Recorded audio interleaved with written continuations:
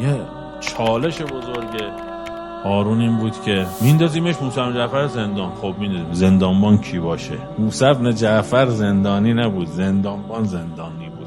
تغییر عقیده میدادن، گریه میکردن، توبه میکردن، اگه میتونستن بهش اقتدا میکردن در نمازش، التماس دعا میگفتن، نامه هاشو میبردن میدادن به شیعیان، از شیعیان نامه براش میآوردن. هی مجبور جای زندان عوض کن. نامسلمون رو زندانبان کرد. همه کس و کار شیعه شدن.